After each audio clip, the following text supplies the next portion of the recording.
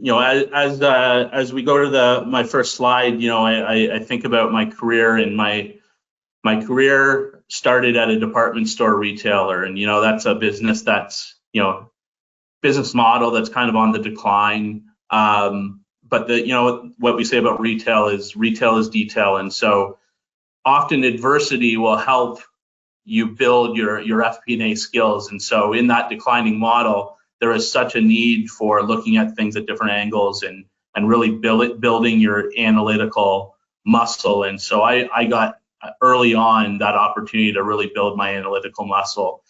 In the same vein, we had to really influence the business, and these business owners that were doing things the same way for many years with much success. Now it wasn't as successful, so we had to influence them with the analysis that we were doing and influence them to go down different paths. And of course, to be a good influencer, you really need to be a good storyteller. And so you really had to understand how you're going to walk your audience from point A to point B and really tell a story that was going to take them down the path you wanted them to go down. So that opportunity early on in my career with that declining business really helped me strengthen those muscles and really set a great base in terms of those FP&A roles. As I got a little bit further up the ranks and further in my career, I really started to see importance in two other roles that we haven't talked about as much yet, which were interpreter and connector.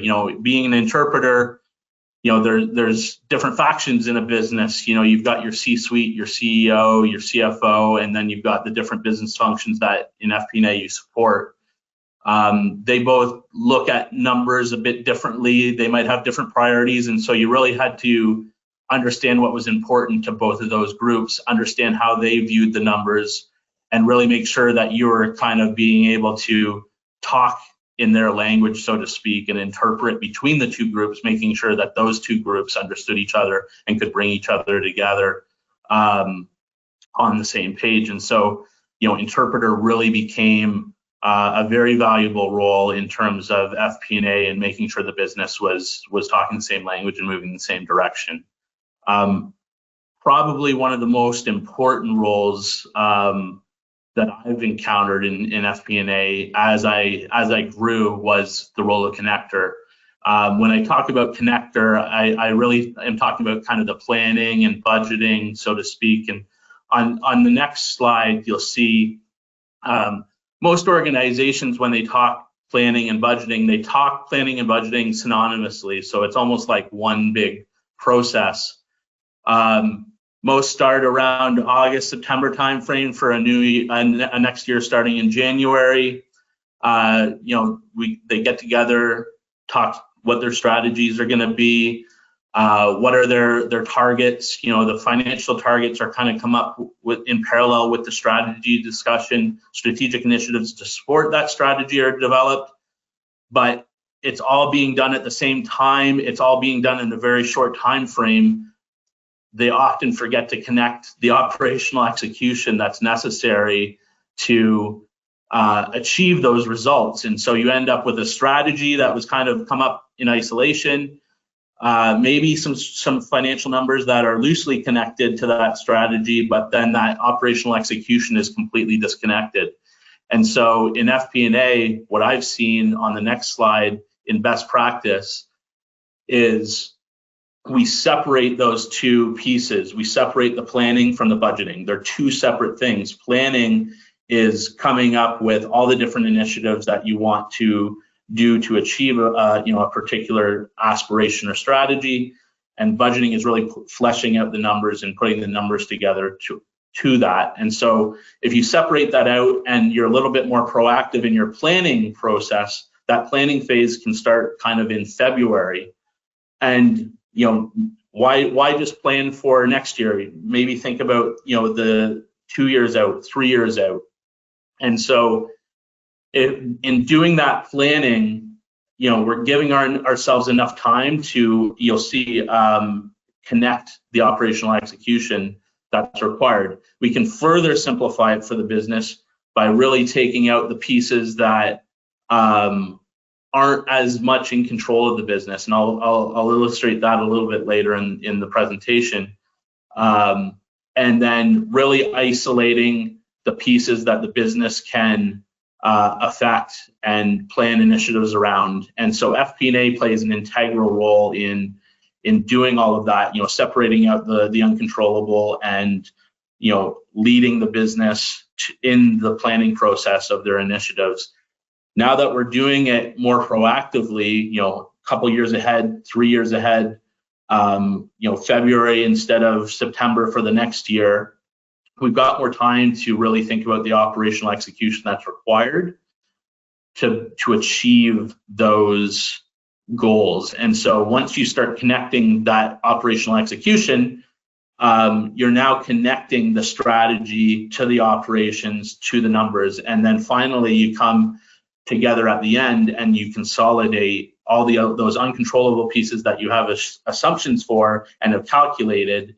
You connect them and consolidate them with all the initiatives that the business has worked up and planned for, and that becomes the budget at the end. So it's all a continuous process throughout the year.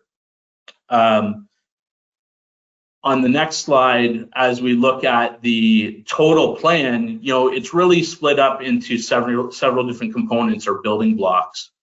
The dark blue here you'll see are those more uncontrolled pieces that you really come up with some assumptions. The business has less control over them. So like your baseline business, any cost headwinds, any headwinds in general. I worked for a pharmacy organization where generic drug prices were being controlled by the government and the prices were decreasing. That's a cost headwind that you don't have much control over, that you would really just calculate and say, okay, we need to overcome that. And then organic market growth, where the market's growing or decreasing, and your share is just going to fluctuate based on that. And then on the far right, once you're able to calculate those dark blue pieces, you can back those out of your targets and your numbers, and the residual is what you need to achieve out of your initiatives. And so, in this example, we've got sales growth initiatives, price optimization initiatives, and several different cost productivity initiatives that you would attach targets to and ask the business to plan their initiatives. So rather than worrying about this aggregated sales number that might have 5 or 6 different things rolling into it, it's much more transparent by just telling, and simple to tell the business, hey, just plan your initiatives for this. You need to get initiatives that roll up to this dollar level, and then you consolidate it back at the back end in the budgeting process. And we'll see on my last slide here, on this last slide, the budgeting effort becomes so much less. So I've gone into organizations where they say, it's our health season. It takes 8 weeks. No one likes it. We never end up being happy with the result. And if you really do this long-range planning and connecting the operations with the numbers, with the strategy, that budgeting season really becomes 1 week. You're just consolidating the numbers. You've already done the pre-work. So it takes a lot of the stress and a lot of the work out of that budgeting season. So it's a great result there. We also prepare contingency plans as we're planning. And so as you go through a year, you've done the work on those contingency plans. You have them ready to go. If you have any gaps, if you have any hurdles or headwinds that you didn't anticipate, you can still hit your financial targets because you've done that pre-work. Some of the hard results that I've seen in past successes as I've come to different organizations and we've implemented this. We took an organization that was single-digit growth. After we did long-range planning and connected all those things, we ended up seeing greater than 20% year-over-year sales. Putting together cost productivity initiatives, once you do the forward planning and connecting everything, you're able to get greater than, we had greater than $10 million in cost productivity 1 year. And doing those things, your EBIT is going to go up. And so in past results, we've seen EBITDA rates go up by, higher than 500 basis points. So great results can come of this, out of that proactive planning, making sure your strategy, your financial numbers, and your operations are all connected. And FP&A is what powers and enables that through that sort of connector role.